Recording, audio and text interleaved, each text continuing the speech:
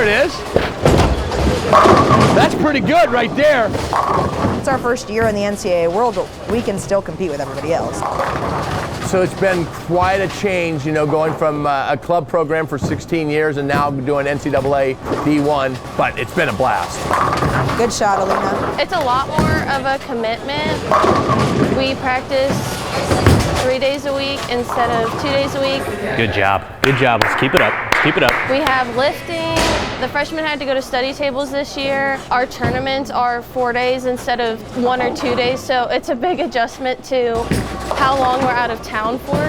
There were definitely good teams when we were club that we would bowl against, but there are a lot more teams now that we see that are at a higher level than we ever bowled before. Let's keep pushing here. Let's keep pushing here.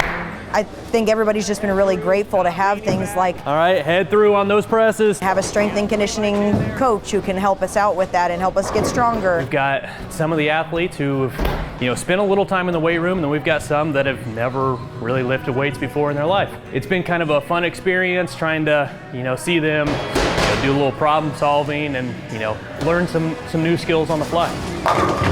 I think it's helped everybody become really well-rounded and manage their time, and I think everybody has been really appreciative of everything we have that we didn't always.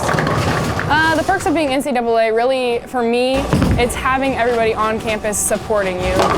At the end of the day, their goal is to get a degree and their goal is to get a job. And as much as we all would want to be professional bowlers, they're here to get a degree and they're here to be successful in school and the real world. And I think now we have lots of resources to help them do that. Now I want you to go 2 left with your feet and do the same thing.